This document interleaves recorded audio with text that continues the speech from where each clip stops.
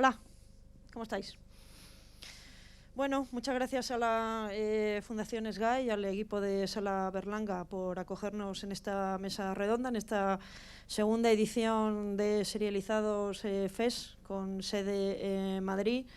Lógicamente, mi agradecimiento al equipo organizador del festival por darme la oportunidad de estar un año más con vosotros, acompañándoos aquí en Madrid, después de estar varios años también participando en el festival en Barcelona, y sobre todo pues a nuestros tres invitados del equipo de Antidisturbios que nos van a contar creo que bastantes cosas de su trabajo. Ellos han sido además extraordinariamente generosos porque nos han enviado para que podamos proyectar un material creo que bastante chulo, que no siempre se tiene la oportunidad de poder ver en un ámbito público, es decir, documentación de cómo trabajan y hacen su trabajo, y me parece especialmente interesante, ¿no?, en un contexto como este, donde además el trabajo del rodaje pues se está complejizando tanto, desgraciadamente por las circunstancias en las que estamos, pues poner también un poco el énfasis en los equipos que están en tierra y que hacen eso tan bonito de rodar y de dar forma a los proyectos audiovisuales.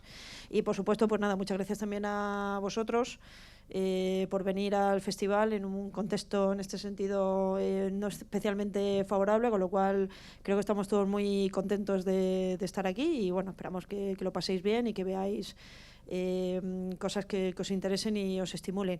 Yo creo que para mí esta mesa, y al igual que algunas de otros años previos en el festival, creo que tiene también un valor especial, porque no podemos olvidar que el audiovisual es un arte colaborativo. Es verdad que a veces se pone un foco en algunas posiciones más que en otras, lógicamente, y en este caso pues venimos a hablar de, como sabéis, de Antidisturbios, que es una serie que han creado Rodrigo Sorogoyen e Isabel Peña, que además ellos venían del éxito y de todos los premios Goya que habían logrado con sus trabajos precedentes, y sobre todo con Que Dios nos perdone y con El Reino, porque yo veo bastantes similitudes y bastantes líneas de continuidad en su trabajo, y que de alguna manera, sobre todo Sorogoyen vuelve a la televisión, donde él estuvo trabajando al comienzo de su carrera, y creo que ya algunos de vosotros lo acompañasteis en esa primera etapa.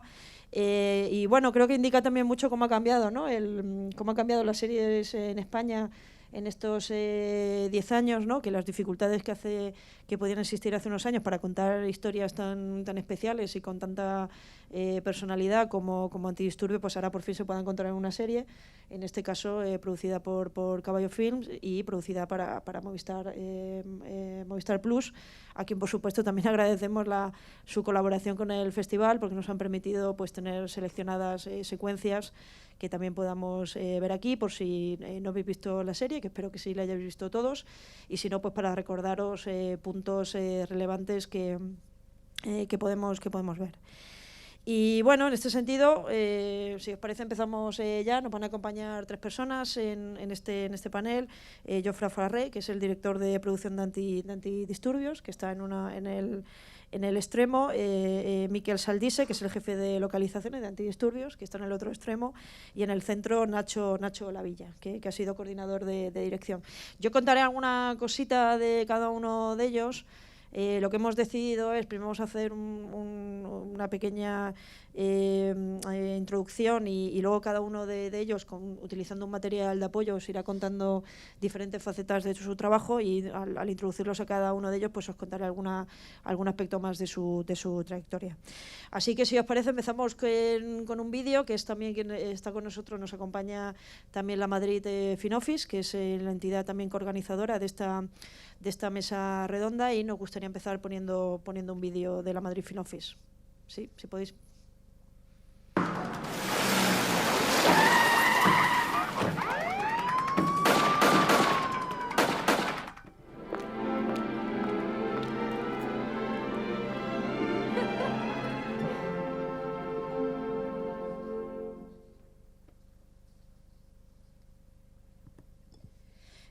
Muchas gracias. La verdad que yo tengo la suerte de formar parte de un proyecto de investigación de la Comunidad de Madrid que se titula Figmatur, la ficción audiovisual en la Comunidad de Madrid, lugares de rodaje y desarrollo del turismo cinematográfico, que es un proyecto de 2 años donde estamos estudiando Madrid como espacio de rodaje, y agradezco también a varias de las personas de la Madrid Film Office que estáis por aquí. Me parece, no sé, contaros cosas uy, de hecho me había traído una cosa que me había dejado en el bolso, pero bueno, da igual.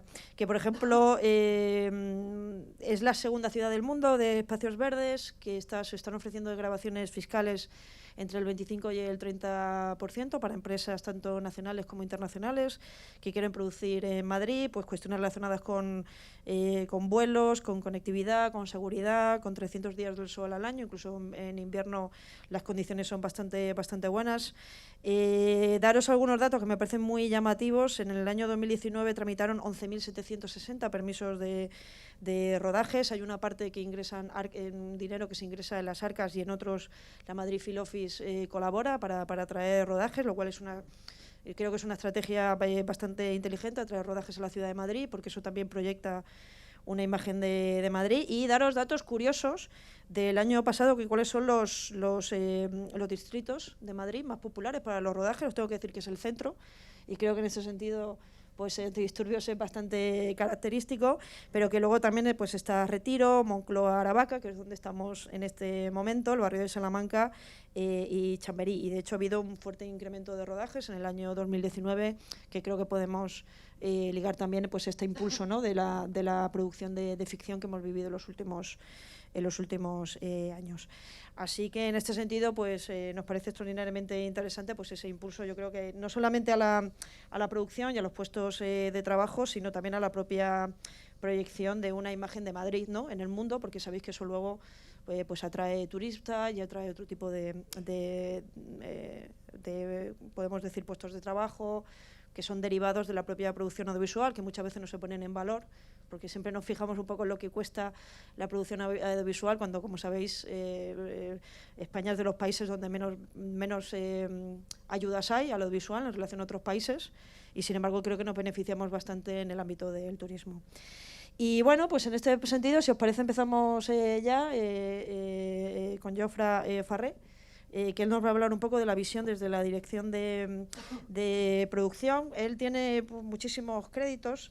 Tampoco quería contaros un poco toda su trayectoria, pero al menos pues no sé, su vinculación con películas como Abracadabra, Todo queremos lo mejor para ella, la miniserie Tornarem, y también ha sido productor del delegado de la película Madre, de la película también reciente, porque no para Rodrigo Sorogoyen, está todo el día rodando. El año pasado estrenó Madre y este año, como sabéis, Antidisturbios, pero también El árbol de la sangre, Proyecto Lázaro. Y bueno, pues a partir de ahora ya, si quieres, vamos... bueno, nada, buenas tardes. No sé, yo podría empezar hablando de que yo entré en el universo Sorogoyen un poco a raíz de Madre, ¿no? Es verdad, Nacho, tú ya la conocías de mucho antes, pero bueno, justo hace 1 año y medio, 2 años, no, 2 años estábamos acabando de rodar Madre, la película, y yo ya escuchaba por ahí que preparaban algo relacionado, la de los antidisturbios. En ese momento era la de los antidisturbios. Y nada, yo acabé Madre, estuvimos muy contentos. La verdad que trabajar con Rui fue Rodrigo Sorogoyen, llamamos Rui, fue una experiencia increíble. Yo al menos conocí a una persona una hiperconcentración y una capacidad que su trabajo habla, pero no solo él, sino el equipo con el que él se rodea habitualmente, y ahí es donde conocí a Nacho, y Miquel ya nos conocíamos creo de Abracadabra, porque a Miquel normalmente él trabajaba mucho en la zona norte, él es vasco, y entonces cuando me llamaron para Abracadabra, para Antidisturbios, pues la verdad que fue una alegría.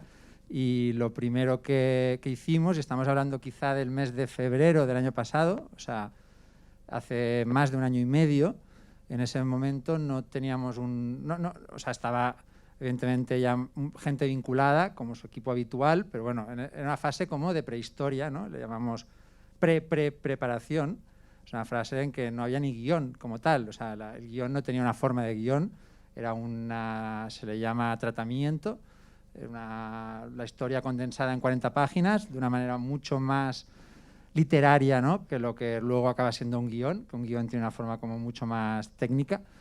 Y, pues bueno, uno de mis primeros cometidos fue, pues, coger ese tratamiento y con la ayuda de Nacho, que en ese momento, además de estar ayudando, también estaba acabando una serie, creo, pues intentar sacar la máxima información de ese tratamiento que, por ejemplo, no tenía el mismo final que ahora, pero que ya dejaba entrever cuáles eran los pilares de esta serie, la de los antidisturbios. Si te parece, podemos ver el tráiler de la serie, así abrimos un poquito de boca antes de empezar a proyectar el material audiovisual. Sí, por favor, ¿podéis poner el tráiler? Primero vamos a brindar por este grupo, que es lo más grande que ha aparecido en mi vida. Porque os quiero. Porque somos el Puma 93. Y nada puede con nosotros. Somos una familia.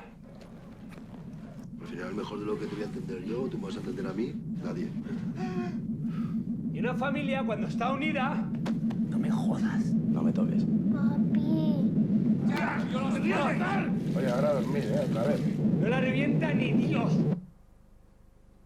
No sé si habéis podido ver o leer algo del desahucio de esta mañana. Pues nos lo han dado. ¿Hay patrón de violencia, sí o no?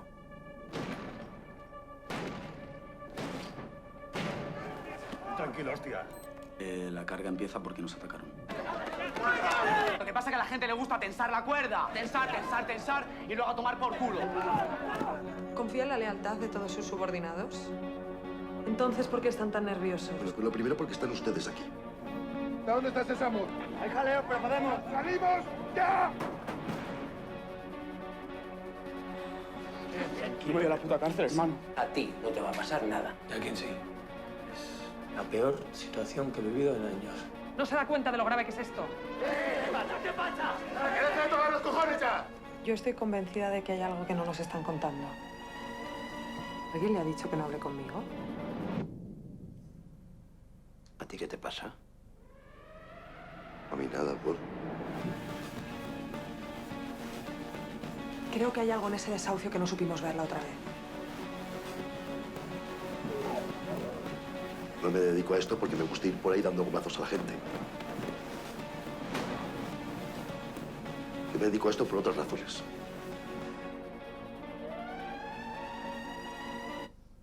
¿M una?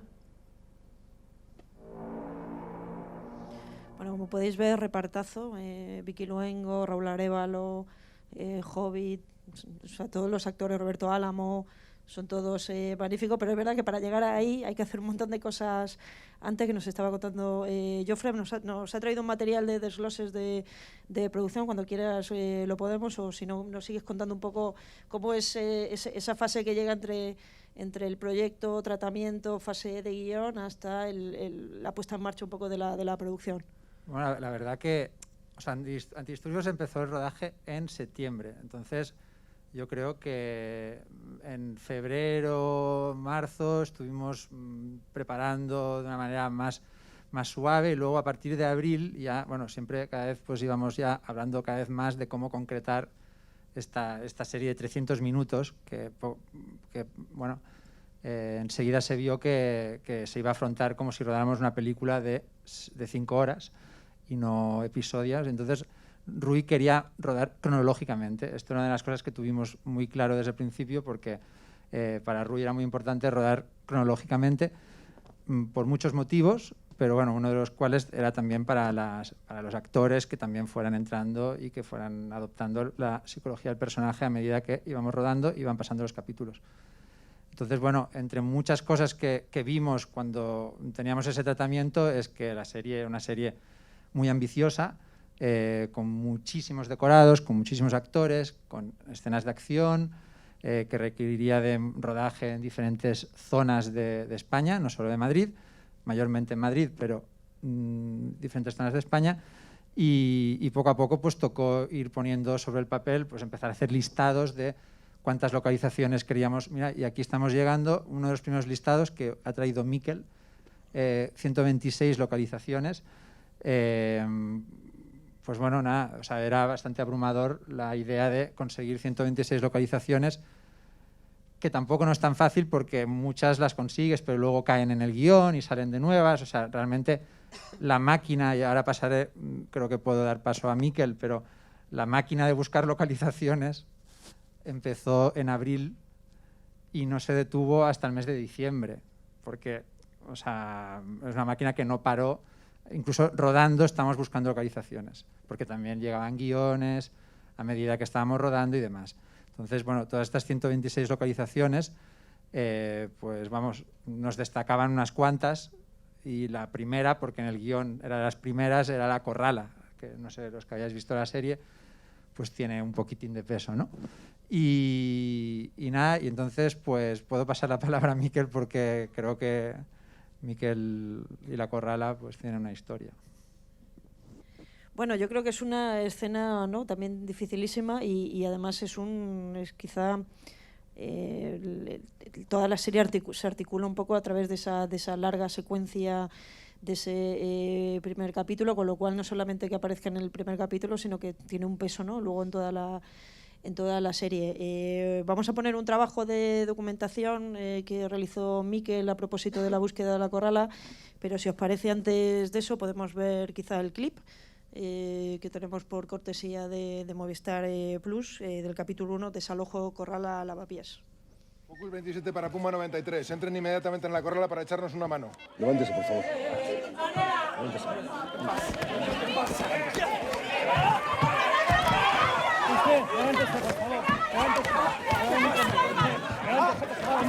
Vamos.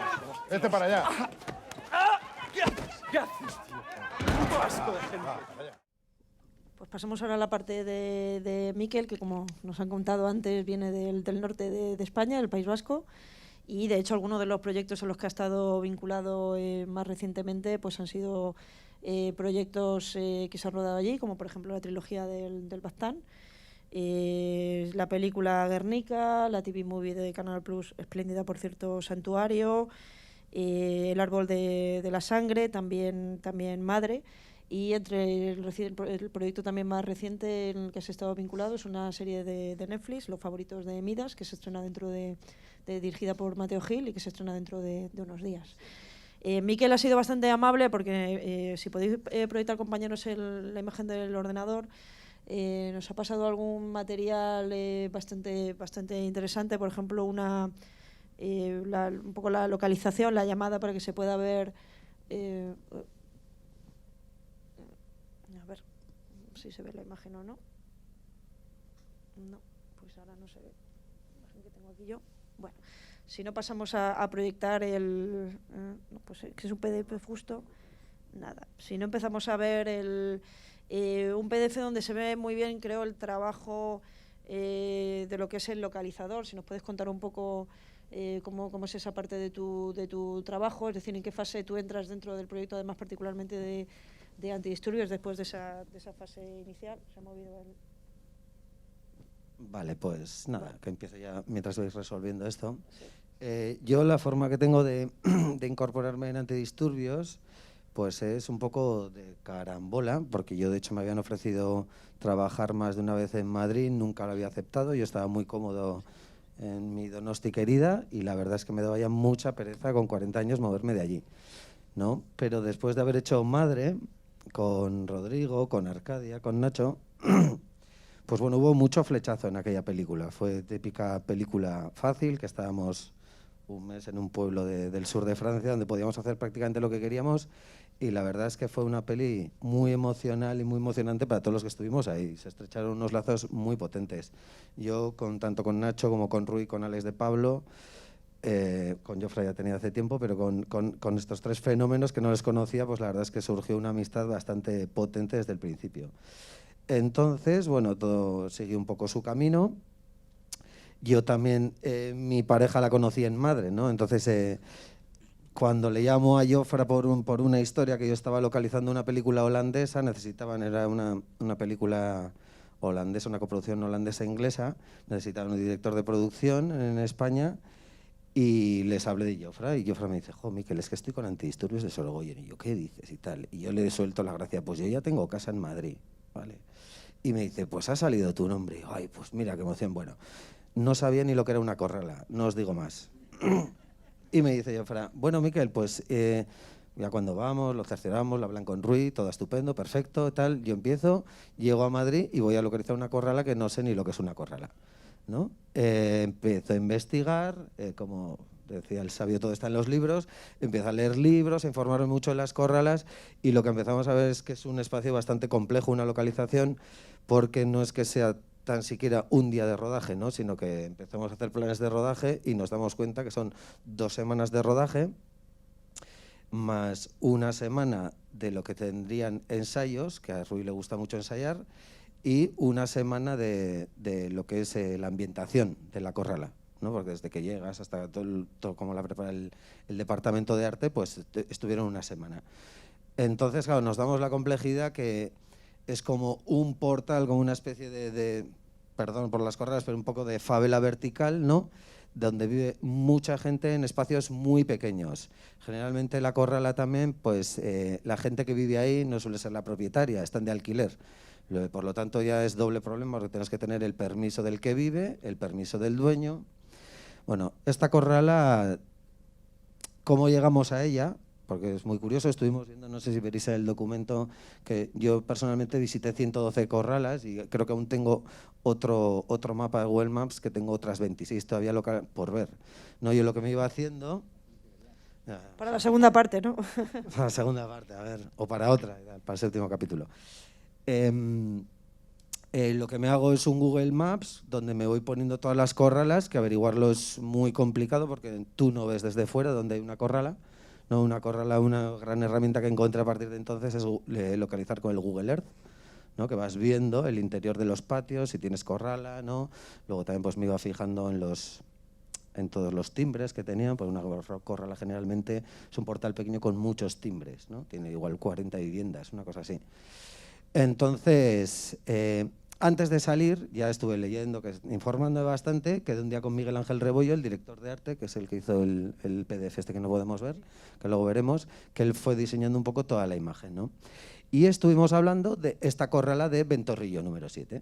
Vimos una noticia que era de 2012 o 2013, de unas señoras que vivían en una antigua corrala que habían tenido muchos problemas judiciales. Las habían querido echar por problemas les habían hecho moving, habían tenido juicios, de hecho hubo manifestaciones por ellas en defensa en Lavapiés y fue un caso bastante comentado. Miguel Ángel y yo nos gustaba mucho, pero lo que temíamos era en el estado en el que nos la íbamos a encontrar, porque todas las fotos que habíamos visto estaba siempre apuntalado, ponía que vivían 13 señoras muy mayores, las abuelas de Ventorrillo, por si queréis mirar en Google, es una historia apasionante. Y bueno, yo había visto en YouTube algo de Telemadrid que decían, pues salía un reportaje de las señoras de Ventorrillo y ponían pues que no llamaban ni al timbre que no tenían, pegabas en la puerta, salía una señora a la ventana y tal, ¿no? Y eso hice, voy, pego en la puerta, sale la señora y le empieza a decir, oh, pues nada, tal, que soy localizador, tal, espera que no te oigo nada, que ahora bajo. Vale.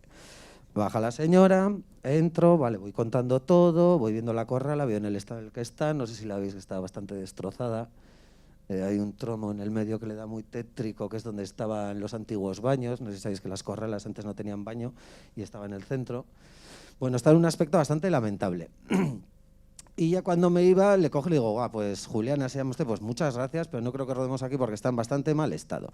Y me dice, ¿pero cómo rodar? ¿Tú no eres el del gas? O algo así, ¿no? Que es lo que es localizar, ¿no? Generalmente todos los técnicos tienen unas cosas súper técnicas, lo mío es trabajar con la realidad y con la gente normal, ¿no? Y claro, la señora no sabía ni qué vamos a venir y decía, pues bueno, no se preocupe porque creo que no está en buen estado, así que no creo que vuelva, pero bueno, le agradezco que me lo enseñe porque es una corrala preciosa, la verdad, es una corrala con mucha historia, aunque ahora la veis así, es como se hacían las mejores limonadas de Lavapiés. Y bueno,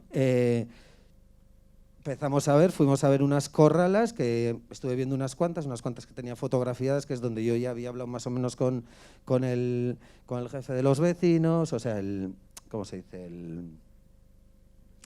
el presidente, eso, desde la comunidad y así, y más o menos pues ya teníamos unas cuantas, ¿no?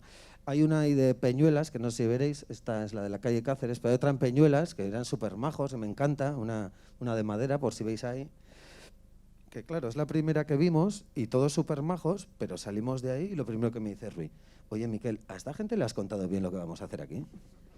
Y yo, sí, si es que además están encantados, les he dicho que estás tú aquí, de verdad. Y guau.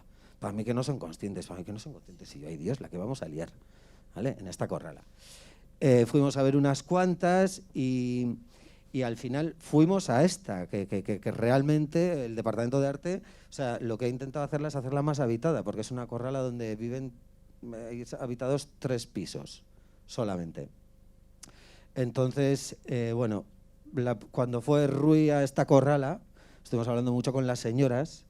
No se me olvidará nunca, porque Rui, que es un tío, ante todo, muy, muy humano, salió muy impactado. Salió muy impactado de la corrala de, bendito sea Dios, cómo puede la gente hoy en día vivir así, ¿no? Porque estas casas que vemos es que son realidad. O sea, hay casas de 26 metros cuadrados, de 15 y así. Eso es una pasada lo que es una corrala. Y bueno, Rui se quedó muy impactado con la historia de estas señoras, y empezó como a decir, guau, esto es muy importante, esto hay que contarlo, esto hay que contarlo, esto hay que contarlo, y fue como empezamos a trabajar en esa corrala, que tuvieron que venir otra vez Isabel, Eduardo, reescribir guión, hay muchas cosas que se adaptaron y se han adaptado para esta corrala, que creo que es un proceso que luego nos hablarás tú, ¿no? Un poco de esta historia. Claro, yo creo que es muy interesante que precisamente uno de los temas de la serie es como los desahucios se utilizan también un poco pues con intereses urbanísticos, ¿no? Y creo que yo vivo también en el centro y claramente pues se ven esos, ¿no? Esos intereses ocultos que se basan un poco en gentrificar también un poco el barrio, ¿no? Y particularmente esa zona, ¿no? Con lo cual es como muy, que no simplemente que se ajustara el espacio porque fuera arquitectónicamente interesante, sino también el propio peso del lugar, ¿no? Que Rui entendió que iba a ser algo que iba a jugar a favor de obra del propio mensaje de la serie, que quizá otra de las corralas que hemos visto imágenes no tienen ese carácter tan auténtico, ¿no? Totalmente, no sé, para mí, como he revido respeto, es a veces un poco vergonzoso que en mitad de Madrid la gente esté viviendo en esas condiciones, que luego os contaré el final de estas señoras y no les ha salido tan mal la serie, ¿no? Pero estas señoras han estado como unos 17 años en juicios, que les han vendido, han tenido 1000 propietarios, les han intentado echar de 1000 veces. De hecho, una pared entera, que no sé si os fijaréis cuando veáis, está totalmente vaciada. Esto fue por lo que tuvieron juicios, porque les ponían obras desde las 7 de la mañana, donde había gente muy mayor en la cama continuamente con unos tratos.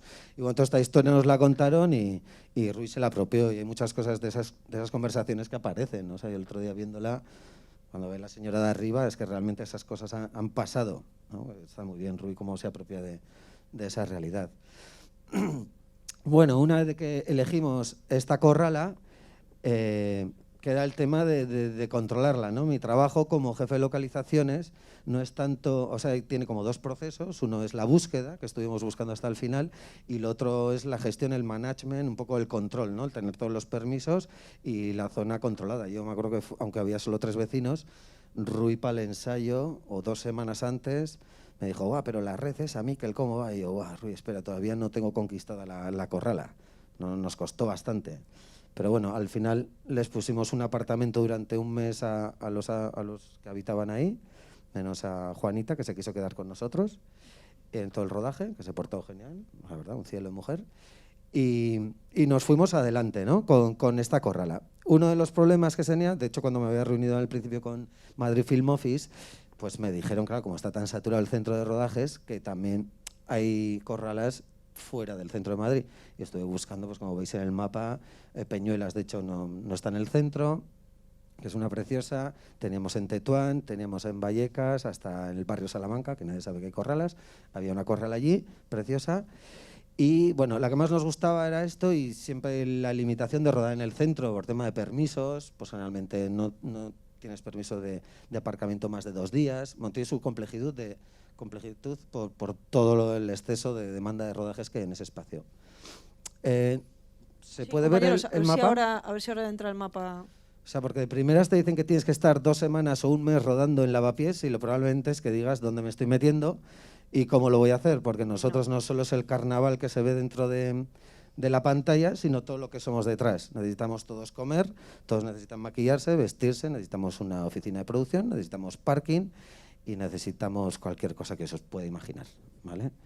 De todo, ¿no? Y en este sitio tuvimos mucha suerte, que es una zona un poco no muy transitada de Lavapiés, está donde el Casino La Reina, es la calle Ventorrillo, de tal forma, bueno, es una pena, pero os lo cuento, o sea, tuvimos la suerte que la calle La Corrala era muy tranquila y podíamos incluso hasta desviar todo el tráfico durante una jornada entera. Es una localización que, al ser real como está en Lavapiés, y es lo que decía el guión, realmente le permite mucho a Rodrigo jugar mucho con el plano secuencia, que es lo que le encanta a él, ¿no? Aunque luego resulta que no se ve ninguna en la serie, pero bueno. Nos permite todo eso, y luego tuvimos la suerte que detrás justo de La Corrala había un solar donde pudimos meter el grupo electrógeno y no teníamos que hacer reserva, que nos dejó también el centro social del Casino La Reina. Teníamos arriba una academia de teatro donde hacíamos todos los procesos de maquillaje y vestuario, tanto de figuración como de actores, y luego teníamos abajo una sociedad donde teníamos comedor y teníamos la oficina de producción.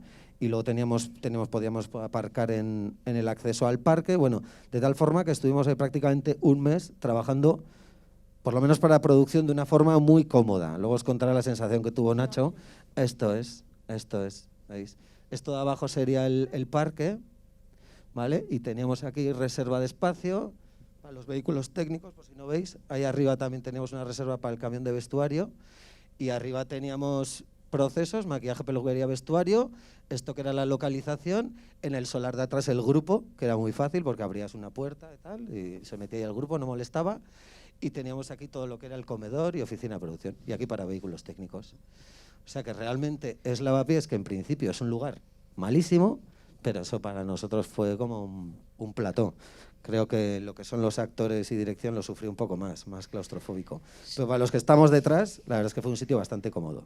Sí, pero es fascinante considerando, bueno, los que más o menos conocéis un poco esa zona, que es que realmente son callejuelas, y de hecho hay un aspecto muy interesante, si recordáis la escena, es que ellos en la propia sensación, conforme van pasando los minutos, de lo atrapados que están, ¿no? Y la sensación de agobio, porque finalmente casi les cuesta salir, ¿no? de esa zona, o sea que realmente no es solamente ya La Corrala, sino la propia construcción que se hace del espacio, precisamente porque la escena se desarrolle ahí y no en otro sitio. Me parece también... Exacto. Luego también en La Corrala, como está prácticamente vacía, pues todo lo que son esos apartamentitos lo utilizamos para stand-by de material de los diferentes departamentos, de iluminación, de cámara.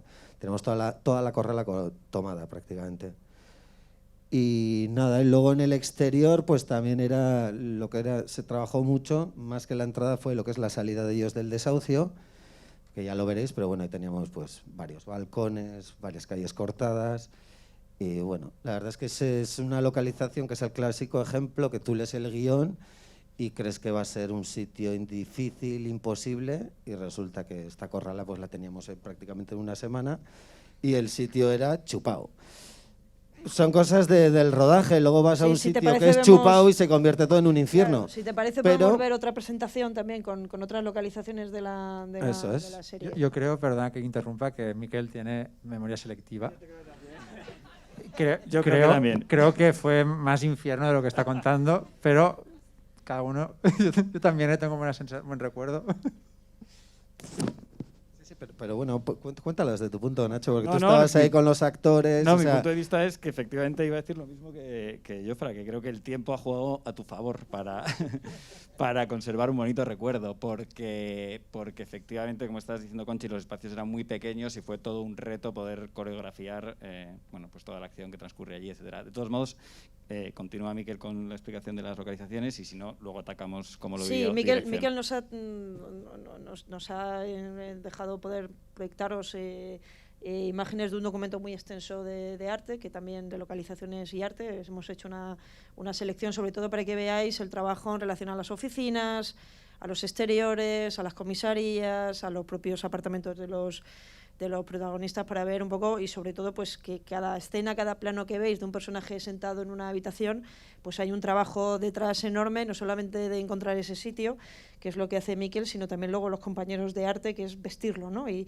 luego ya llegáis los compañeros también de dirección y tenéis que estar ahí en el rodaje. Quiero decir que cuando se llega al rodaje hay un trabajo brutal previo que muchas veces queda como muy invisible, ¿no? Dentro del proceso de producción.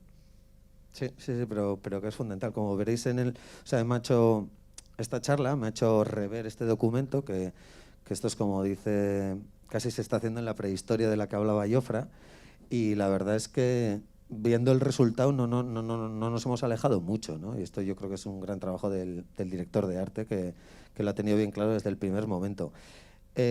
Otra de las localizaciones importantes de interiores de la serie son lo que son las comisarías y los bares, ¿no? Los bares eran muy sencillo porque, bueno, muy sencillo para mí, porque Miguel Ángel lo tenía bastante claro. Él es de Madrid, es un director de arte que con su toque artístico como todos, entonces él lo tiene como muy claro, qué es lo que quiere y qué no quiere. Entonces en los bares fue prácticamente chupado porque él iba marcando, vete a tal bar, vete al otro bar, ¿no? Y fue muy fácil. El tema de las comisarías nos fue más difícil, ¿no? Queríamos contraponer un mundo nada sofisticado, muy bruto, muy macho, lo que es el cuartel de Moratalaz, de los antidisturbios, lo queríamos contraponer a la comisaría de asuntos internos, que es donde trabaja Laia. Y luego, a medida que avanza la historia, aparece un piso franco, que para nosotros era el piso de Salamanca, y también al final hay una secuencia de una comisaría de Salva, que es cuando por fin... Exacto, no voy a hacer spoiler, eso es. Entonces... Creo que al final una de las últimas imágenes es la del asador, que es esa, ¿no? Esa escena al final climática ya inolvidable, yo creo, para la ficción española. ¿Cómo llegaste a ese sitio tan auténtico? Y por otro lado se presta muy bien también al plano secuencia, el propio trabajo visual, ¿no? Ese restaurante es una marisquería que estaba abandonada, de hecho ya no existe, ya lo han tirado y todo, y estaba en bastante mal estado. Tuvimos que hacer todo desde la luz, todo solo estaba en lo que es las paredes, ¿no? Y eso llegó a manos del jefe de producción y lo vimos claro. Más que nada, la dificultad también de esta marisquería fue que queríamos rodarlo un 17 de diciembre, que eso es cuando son todas las cenas de empresa. Entonces, realmente, nuestro lío de esta localización vino ahí donde encontramos una marisquería que nos dejarían rodar durante 2 días creo que fueron, más todo el montaje y toda la preparación. Y bueno, lo bueno fue encontrar esta que estaba ya el negocio suspendido y nos vino muy bien. Vamos, que la encontramos, no, estaba desde el principio, desde que salió el guión, y dijimos, tenemos una por aquí que puede funcionar muy bien. Dimos con los dueños, encantados. ¿Y las localizaciones de fuera de Madrid? Si nos puedes contar algo un poco... Bien, de las localizaciones de fuera de Madrid puedo hablar yo, también puedo hablar yo, Bueno, básicamente había como 2 unidades de rodaje. El primer y segundo capítulo lo hacía Rui con un equipo de producción y un equipo de dirección. Tercero y cuarto lo hacía el director es Borja Soler, que también tenía su equipo de producción. Y lo que es Valencia lo grabó la segunda unidad, que creo que lo localizó Cuspi, ¿no? Y ya tenéis de archivo también estos, David Cuspiñera. Luego también en Barcelona también lo localizó Cuspi, ¿verdad? Creo que en Valencia se rodó el principio del capítulo 6. ¿Alguien no ha visto la serie? Vale, mejor. Una persona, pues no, vale. Pues no puedo decir nada. Bueno. Hay una escena importante que pasa pues en el mar, en la orilla del mar, representa que es la costa, una costa indeterminada donde llega una embarcación, ¿no? Esto se rodó en Valencia. Luego, al final, si los que habéis visto, sucede en Barcelona. Y luego el personaje Diego... en Galicia también, todo lo de Galicia, que tenemos la suerte de tener una chica gallega que está ahí, Paloma, que es gallega y se hizo toda la parte gallega de una forma estupenda. Paloma. Gracias. Puedes levantar la mano, Paloma. Eso es. Ya es Paloma. Sí, lo del plano lo he quitado precisamente por si había alguien que no, para no, digamos, el plano ese que creo que seguiremos hablando durante mucho tiempo de ese giro final de la serie tan extraordinario. Bueno, si os parece, pasamos a Nacho también para que nos cuente también algo del trabajo por su parte desde la coordinación de dirección. Antes de darle la palabra, sí que me gustaría que viéramos también un pequeño clip, compañeros, de la manifestación en Nelson Mandela, del capítulo 2. ¡Juntos! ¡Aguantamos! ¡Aguantamos!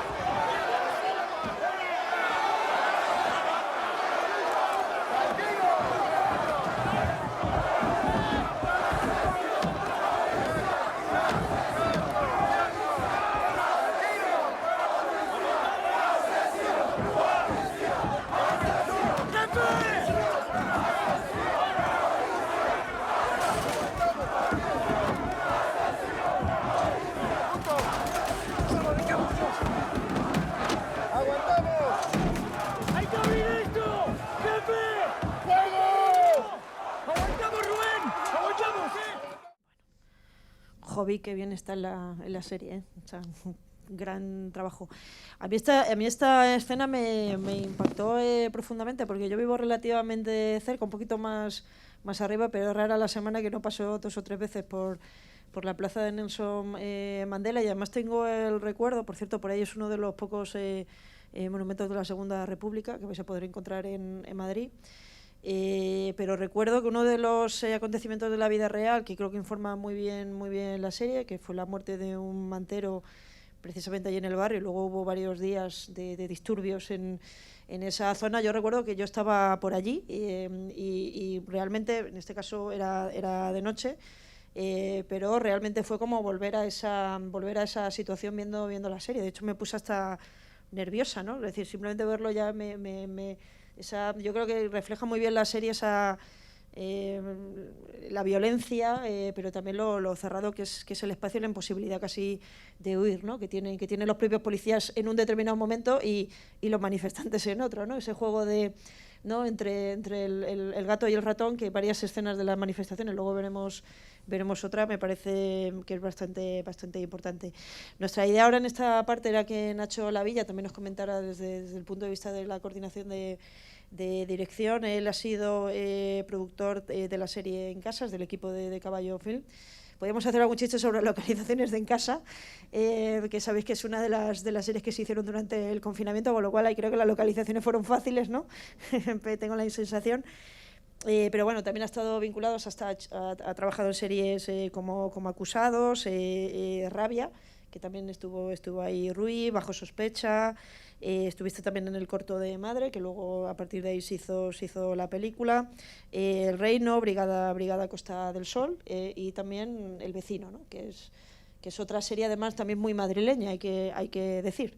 Con lo cual parece que estás como repitiendo mucho, ¿no? por la zona de Madrid, ¿no? Me está tocando desgraciadamente, por otro lado. Desgraciadamente me está tocando por otro lado el centro, porque es complicado rodar, pero... Sí. Muchas gracias, Conchi. Justo lo que estabas diciendo, la verdad que no sabía muy bien por dónde empezar, pero lo que has dicho del suceso que pasó con aquel mantero que murió por un infarto, o eso nos contaron a todos, según le perseguía la policía, así fue como construimos esta secuencia. De hecho, en guión no estaba así. Esta es una de las cosas que a mí me apetecía contar, que la charla está hoy muy enfocada en las localizaciones, y hay una parte del proceso creativo que crece mucho en las localizaciones, ¿no? Al fin y al cabo, el guión en ninguna película, en ninguna serie, es una obra literaria acabada, digamos. Es un proceso, o sea, es la primera referencia, la piedra angular sobre la que gira todo, pero en el desarrollo de toda la preproducción de la que hablaba Jofra y de todas las localizaciones, va creciendo y se va construyendo. Y de esta manera, el capítulo 2, cuando nos llegó la primera vez, contaba unos disturbios en Lavapiés, pero no contaba exactamente estos que rodamos. Lo que pasa es que Rui, al que le conoce, vive obsesionado con la realidad y obliga a todo el equipo, no obliga, sino que contagia a todo el equipo en que cada uno en su departamento esté muy centrado en una parte de documentación y siempre muy receptivo a tener propuestas, ¿no? De esta manera yo creo que además se entiende lo que decías tú antes, que efectivamente todo esto es un trabajo muy de equipo.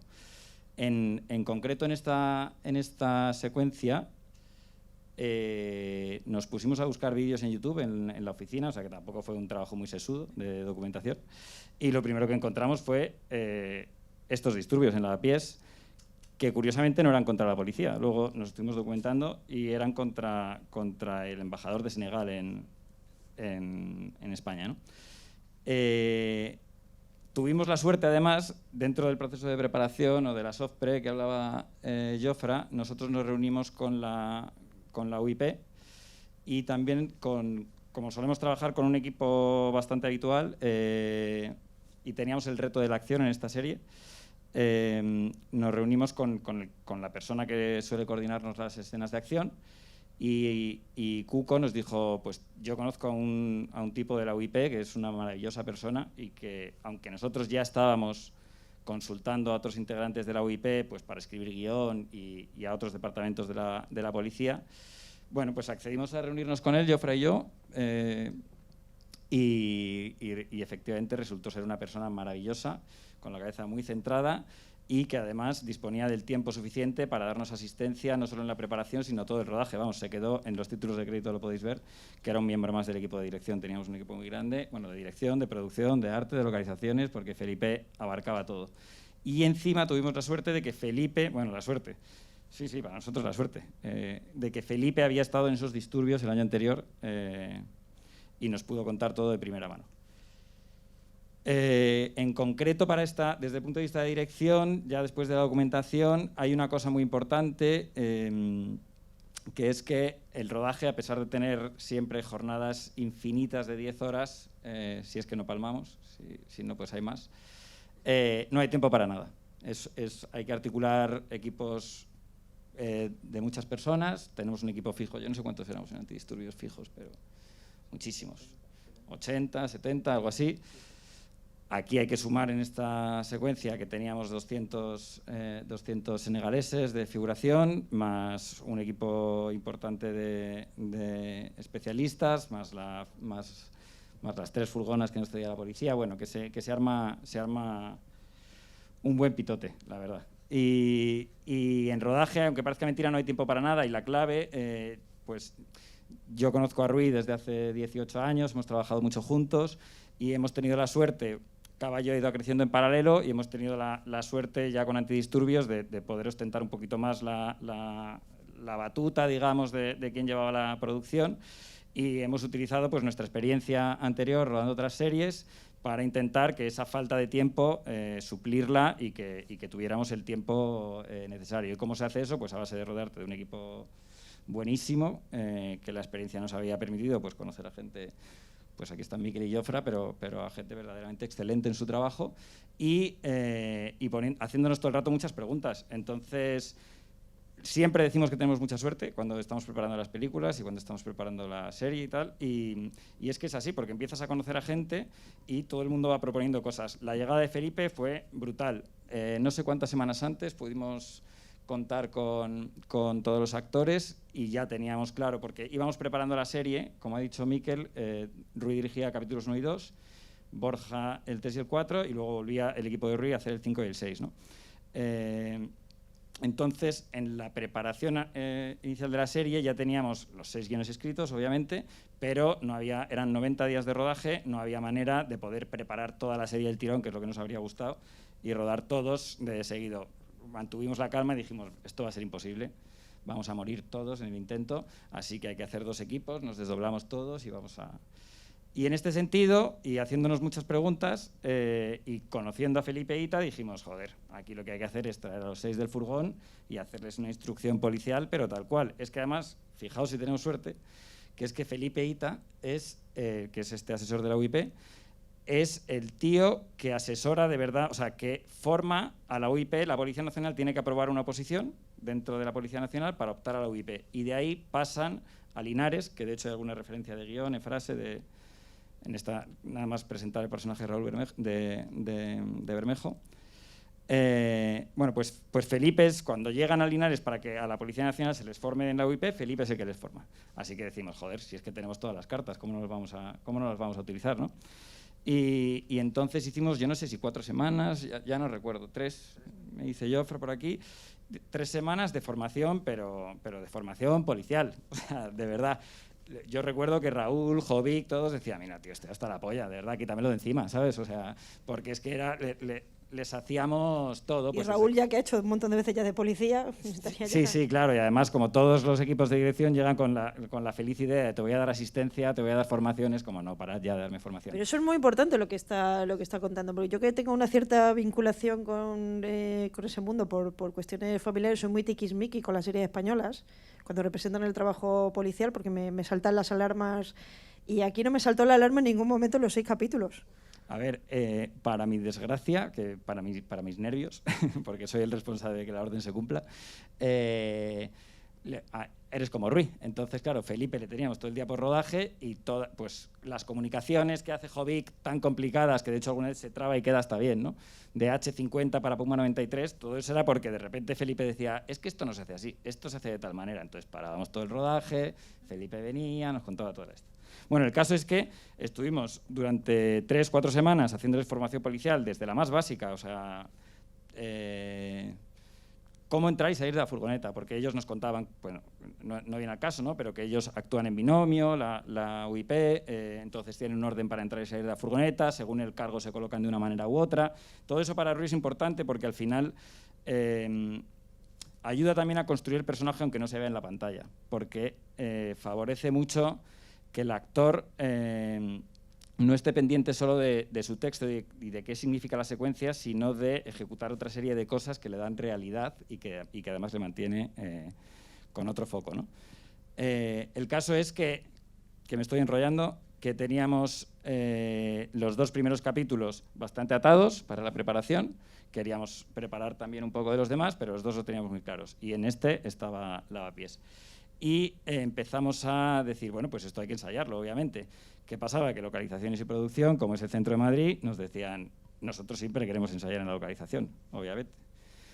Pero no se podía porque no podéis montar este pollo para un ensayo, y nosotros obviamente no queríamos ensayar solo un día, queríamos ensayar todo lo necesario para que lo tuviéramos claro. Y como todo el mundo sabe, en esa plaza no hay gente que entra y sale a todas horas. Claro. Como todo el mundo sabe, esa plaza es muy tranquila. Entonces, en nuestro campamento base, digamos, que era la comisaría de Moratalaz, la ficticia, no la real, también hemos rodado en la real, pero digamos la que recreamos, pues ahí teníamos una explanada magnífica y otra vez con Google Earth estuvimos midiendo lo que medía cada calle, hicimos el perímetro, recreamos en esa explanada toda la dimensión de la plaza y nos pusimos a ensayar. Claro, lo primero era reunirse con los actores y decirles, os vamos a tirar sillas, porque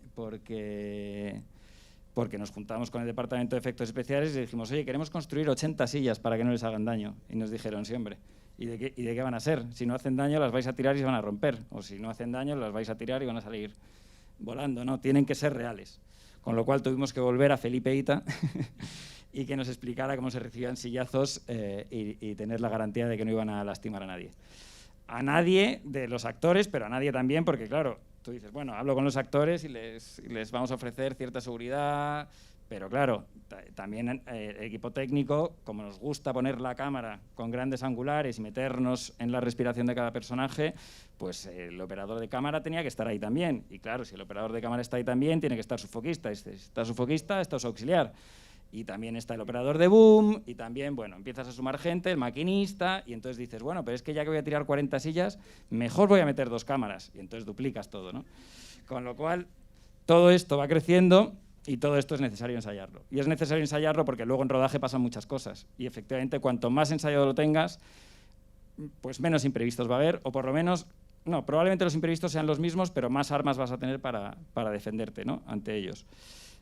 ¿Cuánto estuvisteis rodando en Nelson Mandela? La verdad que hemos empezado esta secuencia mientras la ponía he pensado, joder, es lo peor que habla de mi curro. Yo dije que 2 días y tardamos 3. 2 días y medio. Sí. Pero y pasó una cosa, bueno, nos fuimos a ensayar, les tiramos las sillas, todo fenomenal, obviamente todo el mundo con cascos, protegido, ideamos una manera, allí era imposible enterarse de nada, ideamos una manera para que el corte ni la acción lo oyeran y dábamos un bocinazo, el bocinazo obviamente no funcionaba cuando tenía que, bueno, todo un desastre. Y nos pasó una cosa bastante curiosa, nosotros en Antidisturbios bueno, como ya veníamos trabajando desde hacía bastante tiempo, una de las cosas que nos fallaba siempre para crear secuencias y trasladar la realidad era la figuración. Rui es muy obsesivo con todo y nos ha enseñado a todos a ser obsesivos con todo. Y siempre las agencias de figuración tienen una cosa, que es que viven en la comodidad, y si tú les solicitas figurantes, tiran de una base de datos, que es lógica porque están atendiendo 200 proyectos a la vez, y te envían pues, a quien sea. Y nosotros, pues era como, no, esto hay que hacerlo de otra manera. Como ya sabíamos que, cuando estábamos rodando Madre, ya sabíamos que Antidisturbios venía o que podía venir, propusimos a Jofre y a gente de Arcadia y dijimos, oye, vamos a hacerla sin agencia de figuración nosotros. Vamos a meter a una persona... Sabíamos que en otros países se hacía así, que en Francia era habitual, tienen un puesto que se llama chef de file, que pertenece dentro del equipo de dirección, y que tienes un casting continuo dentro del equipo de dirección para poder ir seleccionando figu. Y entonces estuvimos echando cuentas y estuvimos viendo cuál era la operativa y parecía que la mejor opción para Antidisturbios era repetir esta experiencia. Entonces metimos a 3 personas dentro del equipo de dirección que se encargaban solo de esto. Esto lo cuento porque había que conseguir 200 senegaleses que tuvieran, pero papeles, además que tuvieran papeles, que es lo complicado, claro. Por no hablar ya de que hablaran español, que también era más complicado. Y luego había que explicarles toda la secuencia, con un megáfono, bueno, en fin, había que pasarlos a todos por procesos, evidentemente, bueno, había de todo. Y nos pusimos a rodar, coincidió que muchos de los senegaleses que vinieron habían ido el año anterior a tirar sillas a la policía, de verdad. Eso no tenían que ensayar, lógicamente. No tenían que ensayar, y de hecho, nuestro policía había estado también en el año anterior. Acabaron haciéndose fotos, esto es real, ¿eh? Acabaron haciéndose fotos de, hostia, pero tú estabas el año pasado, joder, no sé qué, y se hacían fotos. Pero nos pasó una cosa bastante jodida, y que está rodada y que está emitida, que es que, claro, todo se hace bastante controlado. Nosotros, con el equipo de especialistas, estuvimos haciendo una búsqueda también de gente subsahariana, o bien que ya fuera especialista, o bien que pudiéramos formar como especialista en esas secuencias, en esas sesiones de ensayo, para que las sillas se arrojaran con cierto criterio, ¿no? por la integridad física de todo el mundo. Y en mitad de una de las tomas, la gente se vino arriba y empezaron a coger sillas y mesas y a tirarlas como... bueno. Y de hecho nosotros, claro, el rodaje era tan complicado que estábamos metidos dentro del Baobab, si conocéis la plaza, con el combo ahí viendo todo, y nosotros, yo me acuerdo de estar con Rui, viendo el monitor y diciendo, joder, esto es la hostia, no sé qué. Y no nos estábamos dando cuenta de que en realidad lo que estaba pasando es eso. A mí me hablaban por walk y tal, yo no me enteraba de nada. Y hubo que cortar, una persona del equipo de dirección se jugó su integridad, se metió en medio para defender a los actores y tuvimos que sacar a todo el mundo, bueno, un pifoste importante. Por eso seguramente también tardamos un día más, voy a decir, en mi defensa. Y por eso queda tan brutal también. No, desde luego rezuma autenticidad.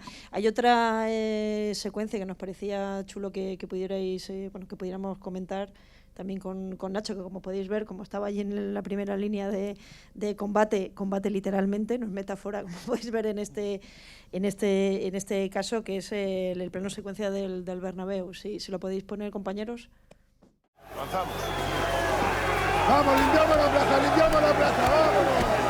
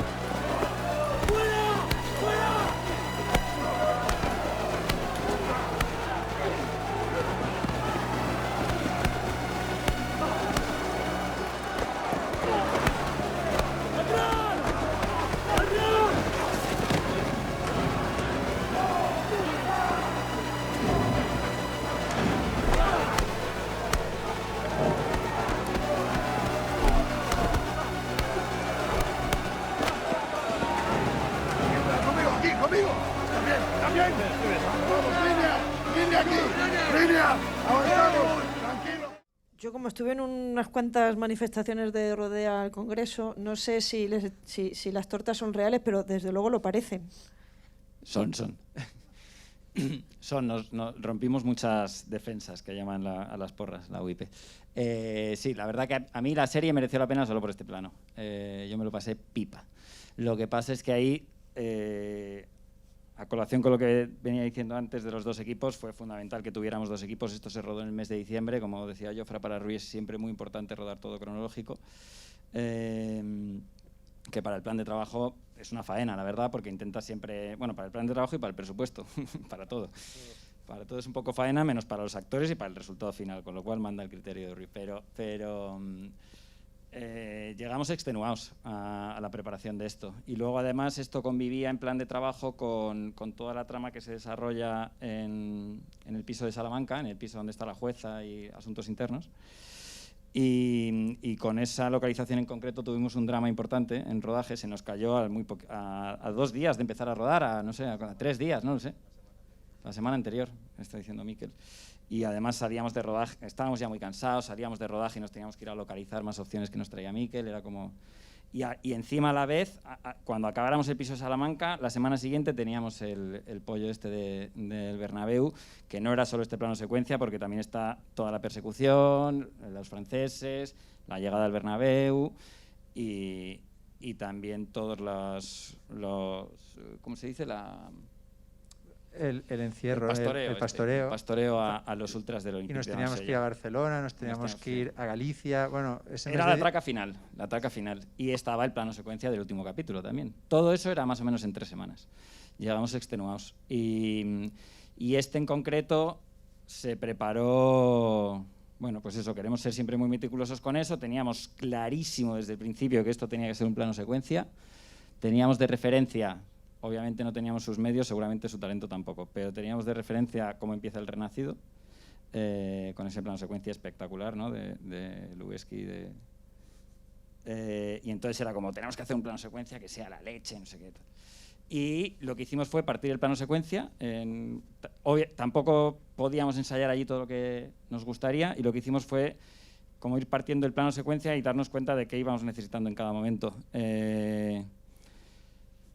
Por guión tampoco estaba escrito que la cámara fuera pasando de uno a otro, ni que los personajes protagonistas fueran todos, pero eso fue surgiendo. Me acuerdo que al principio queríamos rodar en otro lado, pero empezaban las obras del nuevo Bernabéu y no podíamos tampoco porque se veían todas las obras, etc. Y al final acabamos yendo a la plaza esta de Joan Miró y nada, estuvimos ensayando durante una semana, durante 5 días, 6. Troceando casi todo el ensayo fue en un espacio privado que alquilamos y ahí pues nos desdoblábamos porque una unidad rodaba por la noche en el piso de Salamanca y otros ensayábamos por la mañana, y Rui intentaba hacer las dos cosas. Venía a las últimas horas del ensayo y veía lo que habíamos montado y luego se iba a las 11 horas a rodar. Y nada, pues estuvimos hablando, coordinándonos mucho con el equipo de especialistas y bueno, teniendo muy claro que queríamos que la cámara estuviera avanzando siempre, siguiendo un antidisturbio, y por tanto a todo el que siguiera tenían que ser pues golpes de verdad, y para eso tuvimos que reclutar, no me acuerdo cuántos especialistas había, pero 30 o 40, no lo sé, especialistas, 30 o 40 especialistas, y luego de la figuración que hay, pues creo que eran 150 a 60 o 70, los citamos también a estos ensayos y les estuvimos dando formación de golpes con los especialistas, y los otros 100 pues ya los utilizábamos para hacer bulto, como se dice. Claro, yo entiendo que aquí el reto, es decir, que en otras localizaciones puede ser ahí u otro sitio, pero es que aquí tiene que ser ahí, Aquí tenía que ser aquí, la magia de los planos secuencia, ¿no? Que se tienen que alinear los astros para que además luego todo sea perfecto. Nos pasaron 1000 cosas también, porque bueno, primero, ahora estábamos Miquel y yo señalando, porque por aquellas fechas además se celebraba lo de la cumbre por el clima con Greta Thunberg. Greta estaba dando un discurso en la Castellana un poquito más abajo. El caso es que, claro, teníamos un pollo montado importante, era diciembre, Madrid, había gente, turistas, y empezó a sobrevolarnos el helicóptero de la Policía Nacional porque veían que había, claro, tirábamos bengalas, obviamente teníamos permiso de todo, claro. Pero acabaron apareciendo los antidisturbios de verdad. Y salen de hecho en el plano. Cuando ellos, hay un momento que arrojan, cuando la cámara se pone lateral y ellos arrojan una maceta, les empiezan a tirar cosas, se ven unas sirenas al fondo, esas no son nuestras, esas son de los 3 policías que llegaron. 6 furgones. 6 furgones. Y como no, como teníamos siempre a Felipe Ita, ¿no? Pues fue Felipe Ita y dijo, tranquilos, yo soy policía. Y se solucionó. Pero nos pasaron más cosas, sí, pasó. O sea, tampoco quiero aburrir con anécdotas concretas del... No, lo que sucedió es que el Bernabéu estaba en obras, no sé cómo está ahora, pero cada semana que avanzaba, o sea, a la que quedaban 3 semanas para rodar esta secuencia, no pensábamos rodarlo en esta localización, sino más cerca del Bernabéu, pero empezaron las obras y cada vez nos quedaba menos Bernabéu sin obras. Por suerte nos quedó una parte del Bernabéu para otra secuencia, que es cuando llegan y están los caballos y demás, y estuvimos obligados a... Pero bueno, estas cosas muchas veces suceden y al final suceden para bien, porque también tuvimos más control y podíamos hacer pues mayor espectáculo, pero lo de la carrera de llegar ahí antes de que las obras del Bernabéu ya rodearan todo el Bernabéu también fue otra... Siempre hay algún peligro que nos pone en tensión. Yo creo que aquí además se ve muy bien el trabajo de dirección de foto, ¿no? de la serie, que también me parece Bueno, Alex es un crack, además ellos se entienden muy bien, obviamente se pelean mucho como cualquier foto y director, pero es un global show, que diría amiga Modeo, ¿no? Total. Cuando quieres hacer algo grande, lógicamente hay tensión.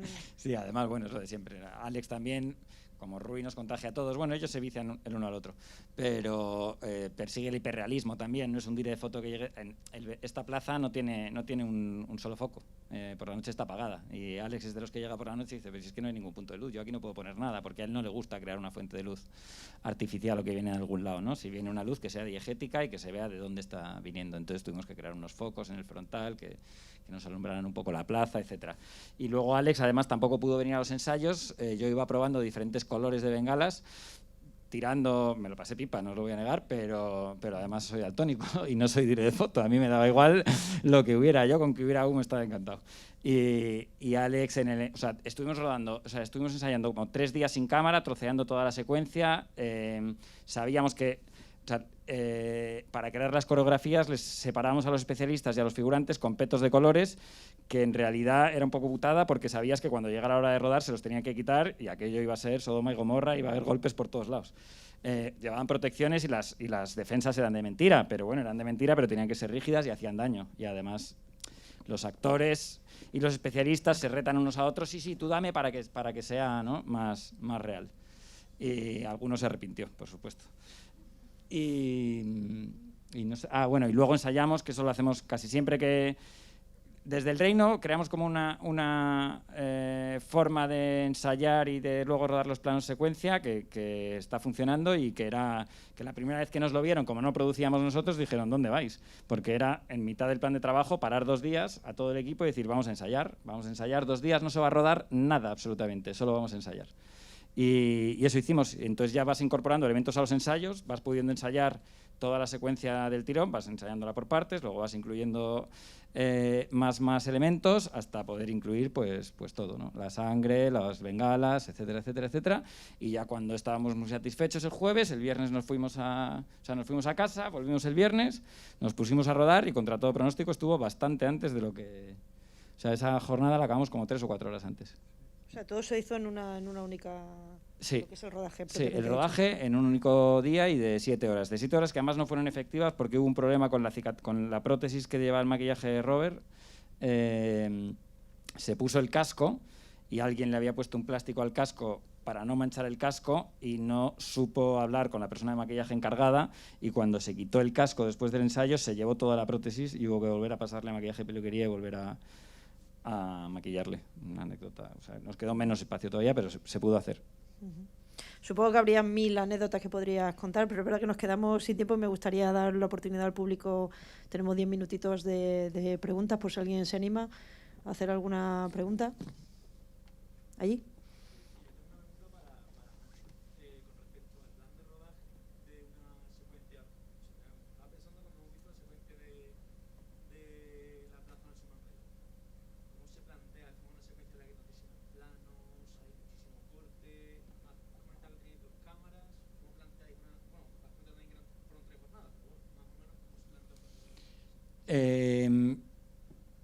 Cuando Rui no era una bestia de la dirección en España, íbamos todo no con un story, porque nunca hemos trabajado con story, pero con unas plantas de cámara muy concretas.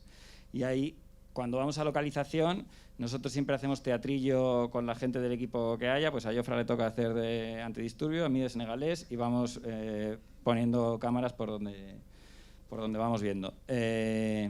Entonces, siempre sacamos un listado de los planos, de exactamente qué planos van a ser. Luego nunca son esos en rodaje, eso siempre pasa. Pero a medida que ha ido pasando las pelis y que Rui ha teniendo más éxito, pues hemos aprendido a convivir de otra manera, que es que fluya un poco. Lo que pasa es que hacer planes de trabajo con Rui en concreto es bastante sencillo, dentro de que nunca es sencillo hacer un plan de trabajo, porque es que está implicado en todos los procesos. Entonces, yo hago los planes con él. Yo normalmente le presento un plan, lo discutimos, hablamos un montón, y hay veces que gana él, la mayoría, y otras que gano yo.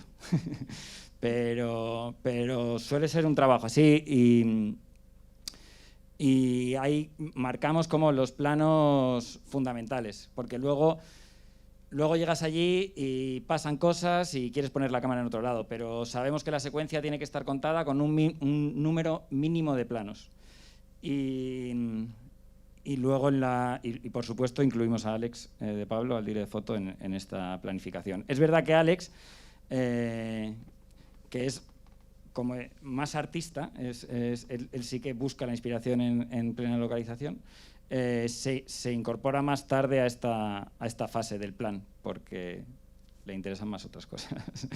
pero así surgen. Y con ellos es fácil, te digo de verdad, porque son muy comprometidos. Igual en otras producciones, pues haces más un story o lo tienes más claro. En el Bernabéu, por ejemplo, o sea, cuando vemos cosas que de verdad nos asustan, entonces sí que planificamos al detalle. En el Bernabéu llegamos a hacer con el Amedia, que era la empresa de digitales que nos proveía, hicimos una cosa muy chula que no habíamos hecho nunca, que es una recreación de la calle Rafael Salgado, y ellos tenían un tatami pues de grande como esta sala, que tú molaba mucho, les decías, quiero meter 600 figurantes, y los creabas, unos policías, otros caballos, otros no sé qué, les poníamos el sonido, Jofra hizo unas canciones para y entonces con el móvil en mitad del tatami tú te podías mover por el espacio virtual. Qué curioso, ¿no? Tiene que ser de las primeras producciones, ¿no? Que utilizan, ¿no? Realidad sí, virtual para... no sé si de las primeras. A nosotros nos ofrecieron la herramienta y ellos no son muy de juguetes, yo soy mucho, y la verdad que fue bastante útil además, porque nosotros fuimos a ver un partido para ver un poco cómo era la ambientación, no sé si era Las Palmas, era un equipo pequeño, pero llegamos a esa calle y ahí había 25.000 personas. No podíamos llegar el lunes y decirle a Jofra, necesitamos 25.000. Cuidado con decir que Las Palmas es un equipo pequeño, estamos en Madrid y hay muchos canarios, ¿eh? Ya, bueno, me refiero de presupuesto. Sí. De presupuesto. ¿Más preguntas? Aquí. Yo, bueno, primero quería agradecer la serie. Me parece una serie, es arte puro y la he disfrutado mucho. Y bueno, sí que estoy de acuerdo que sigue la línea del reino, que es una película... Más pregunta que comentario, por favor.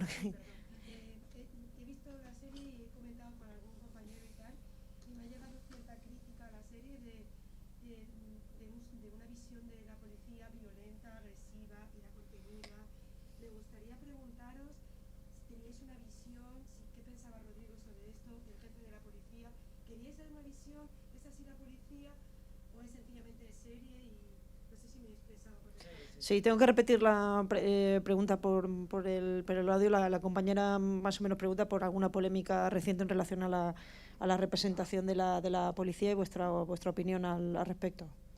Bueno, yo creo que en primer lugar todas las críticas hay que encajarlas bien. O sea, todas las críticas vengan de donde vengan. O sea, al fin y al cabo, sobre todo los creadores crean algo para exponerlo y es inherente a eso que a alguien no le pueda gustar. Entonces, todo el respeto a eso. Luego yo tengo mi opinión, que obviamente Rui, si ves la filmografía de Sorogoyen, todos los personajes pues tienen un pozo de antihéroe, que no estamos en el siglo XIX, o sea que todos tienen sus claroscuros. ha dado la casualidad que son policías, pero vamos, al fin y al cabo son unos claroscuros, en mi opinión, muy suaves y bueno, y obviamente no querrías ofender ni molestar a nadie, pero bueno, haces algo y tampoco... Bueno, yo creo que no... que es una cosa... gajes del oficio. En mi opinión no hay ninguna intención de ofender. Es el claroscuro del personaje, de la dramática propia, para que haya un poco de interés, porque si no, pues estaríamos haciendo algo muy plano. ¿Más preguntas? Sí, por allí. Ahí, sí. ¿Por qué habéis cambiado el nombre de Ventorrillo por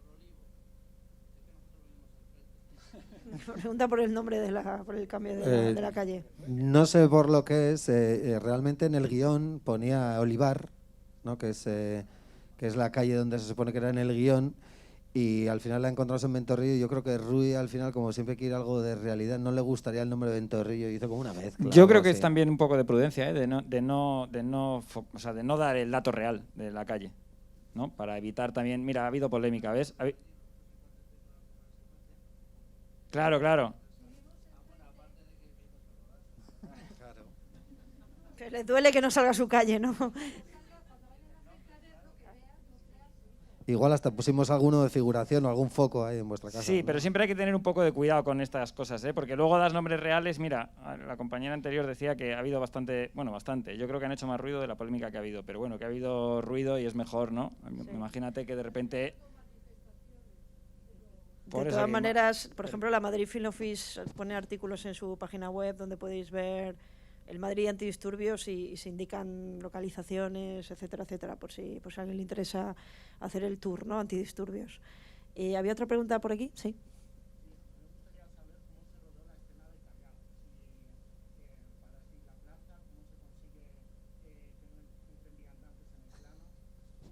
Sí, una pregunta sobre la escena del rodaje en Callao. La verdad que ha quedado bastante mejor de lo que fue el rodaje. Fue bastante complicado, no pudimos parar Callao, no tienes efectivos suficiente para parar Callao. Y además, Alex, que es muy artista, llegó ese día y dijo, mejor rodamos aquí por la tarde, con lo cual nos complicó un poco el rodaje de ese día. Pero no, íbamos por campos. Queríamos intentar hacer planos largos, pero vimos que era imposible, se nos acumulaba un montón de gente, y entonces por campos y con muy buena educación y con mucha paciencia íbamos delimitando con gente del equipo, oye, pasamos ahora de esta zona a esta, de esta zona a esta, y los demás íbamos agachados detrás de cámara para que no se nos viera. Pero no hubo manera de controlarlo. Lo que sí que hicimos, porque sabíamos que no íbamos a poder controlarlo, entonces cogimos 60 o 70 figurantes que queríamos poner en primer término por si alguien está en la calle y no te quiere hacer caso y está en su derecho, vamos. Una última pregunta breve, allí.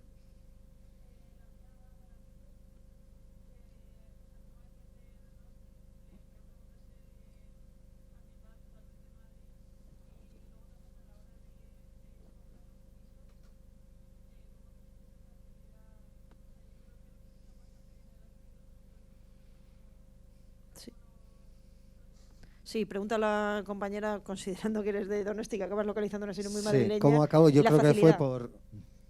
Un segundo, pero es que fue porque hicimos Madre y es un crack. O sea, fue porque hicimos Madre y fue la bomba, ¿sabes? No hubo más manera que esa. Ahora cuenta tu versión, pero es que llegamos a Madre... Y porque Madre era en Francia y él no era francés y se fue a Francia. Conquistó un pueblo entero, le llamamos de mentira, le llamamos el alcalde de allí, de Francia. Porque conquistó el pueblo entero y además Miquel tiene una cosa que es que lo consigue todo y además con muy buenas maneras. Y eso es la bomba, porque crea muy buen ambiente luego para rodaje. Claro, porque entiendo que la pregunta de la compañera también tiene que ver con que hay que tener un poco también de morro para ser localizador, ¿no? Sí, claro, sí. Vergüenza no hay que tener, pero sí que hay que tener mucho respeto porque te metes, sobre todo en sitios privados, en la casa de otro, que puedes oír de todo. O sea, si eres una persona irascible, pues mejor no lo hagas. Puedes oír de todo y ver de todo. Evidentemente no juzgar, es lo primero, con mucha educación. Y yo creo que también una parte de la apuesta que era yo, que era que precisamente que no era de aquí. Entonces tampoco voy a tener ningún miedo en ir a ningún sitio, y lo mismo me da Callao que Cobo Calleja, prácticamente. Yo creo que también esa era una de las claves, que no tenía archivo de Madrid y que a mí me gusta patear la calle, porque también aquí hay mucha industria y pues muchos localizadores tienen su archivo. Y bueno, algunas cosas que hemos tirado de archivo, como los pisos, pues es que las he visto en otras series. No lo voy a decir para no esto, pero cuando las veo y luego las veo en otras series me supera. Entonces, lo de los pisos es una buena pregunta, porque los pisos es una cosa que a los directores de arte les interesa tener desde el primer momento, porque es lo que define, ¿no?, el personaje, principalmente, y a los directores de arte siempre les gusta tener. Para mí, o sea, en Madrid hay una cosa que no hay en el País Vasco, que son agencias de localizaciones que tienen muchos pisos, pero van como... no tienen alma ni personalidad, ¿no? Yo creo que uno de los trucos, uno de mis consejos, si os lo permite producir el director de arte a los localizadores de aquí, hay mucho movimiento de pisos, entonces es muy difícil conseguir un piso pues que lo tengas 4 meses antes, que lo tengas apalabrado para rodar un día o 2. Mi consejo con las localizaciones estas de pisos es esperar hasta último momento, y eso es lo que hicimos. Entonces tiramos mucho de agencia para los pisos, porque eran rodajes de un día o día y medio o mediodía, una cosa así, y donde sí que hubo más, en la mejor de las, bueno, aparte del piso este de Salamanca, el piso Franco, que fue un drama, la casa de Salva, que es una localización muy muy buena, pues esa fue nada, precio de alquiler, nosotros alquilamos un mes solamente. Eso, y salió muy barato, la tenemos muy disponible, y realmente son sitios, estaba en Aluche, que no son zonas que se rodan mucho, y tanto los vecinos como todo el mundo es súper cinema friendly o film friendly, como lo quieras llamar, que nos ayudan en todo. Y la verdad que lo mejor, yo que recomiendo en Madrid, es buscar que mucho movimiento. Lo único que tienes que aguantar hasta el final, o dispuesto a lo que tengas para pagar. Si tienes para pagarle 5 meses, pues la puedes cerrar antes. Pero bueno, no suele ser así.